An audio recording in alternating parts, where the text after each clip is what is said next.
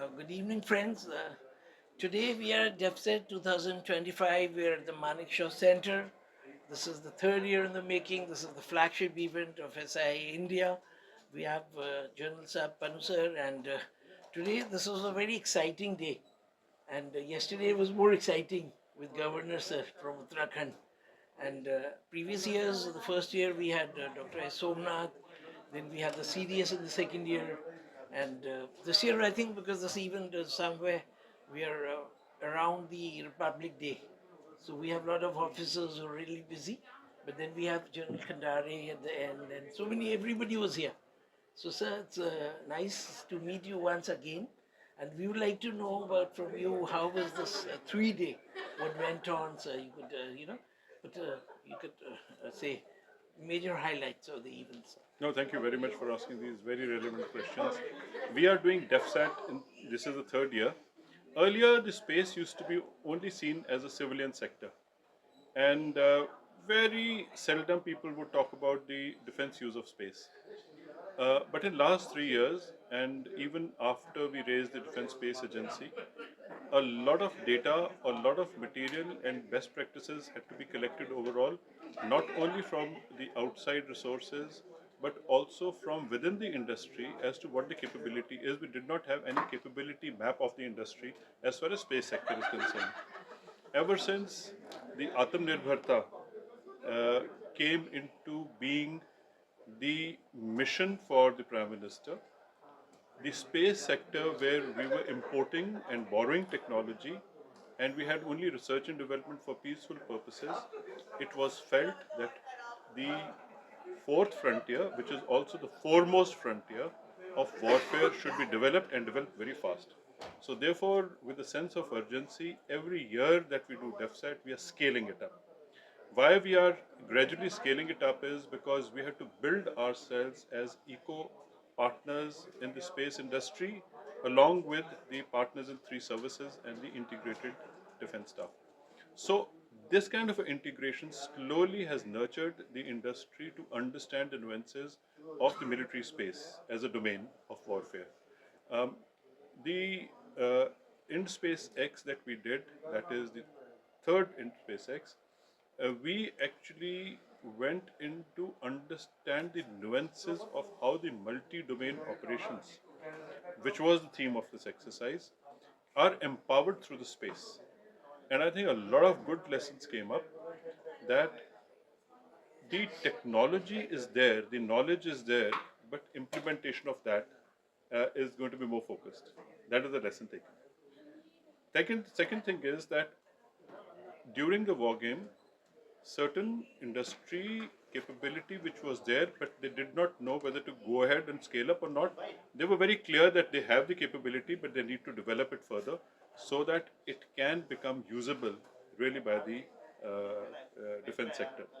So gradually we have reached a spot where from next year we are ready to do more of space exercises rather than a large exercise which is more uh, multidimensional. In multidimensional exercise, of course, you talk about the land warfare, you talk about the marine warfare, maritime warfare, you talk about the aerospace warfare, you also talk about cyber. And you speak about the space in the same measure as you speak about the others. But as gradually you graduate to doing more, then we will find that in the multi-domain operations, the other forces obviously will get discussed maybe elsewhere a little lesser, but space warfare and space technologies will supersede. Right, sir. Because they are the ones which need to be developed to empower the land forces, to empower the maritime forces, to empower the space forces, and to harmonize with the cyber space. So True. I think this is where the connect between all the domains has been well established. I'm very happy that industry is partnering. Right. So And as you mentioned, as you mentioned about the PM's vision for Atmanirbhar Bharat and now Viksit Bharat, when we are moving to 2047, right? And under the chairmanship of Dr. S. Somnath, the Minister for Science and Technology, Dr. Jitendra Singh, the IT Minister, Ashwini Vaishnaji, Rajiv Chandrasekhar, we've seen things happening in the quantum space also. And here also in your exhibited area, we had a lady, she was from DRDO. She's worked there, and I see there's another guy, Sai. He's also worked in. They people who are leaving the government services and they're having now their own startups. So they are really making their presence felt. Sir. So what do you want to say about this startup people? The ecosystem how it's building across. See, the political masters are the ones which are prime movers. Yes. And the political So we have the right direction has to be very clear. Yes, sir. Only then the policies become the driving force behind the industry to have hope. The industry cannot have a hope unless there are policies, unless there are regulations. The regulators have to make it more easy for the industry to align itself. So therefore, the top-down approach is working quite well. And the ministers that you have mentioned, most of them are Yes, technocrats. technocrats, And, exactly. and they understand the value of technology. They also understand how businesses are transacted. So therefore, to build an industrial complex and to build a military industrial complex, I think it is very important to understand the ecosystem which gets built, because more and more startups are getting into the defense sector, which was not the case earlier. Another aspect that we have done this year is that we have brought homeland security In homeland, yes, sir. as part of the multi-domain operations, because from the border guarding to the internal security and the conflicts within have to be understood as the whole of nation solutions. And when the technology is going to integrate everybody together, the homeland security has to be integrated in the same technology envelope. True, I think that is what we have been also able to I do. think I was when the Warfare game you asked the former IPS officer Sanjay Kundu Yeah, to talk about homeland security. So he's when he was trying to explain.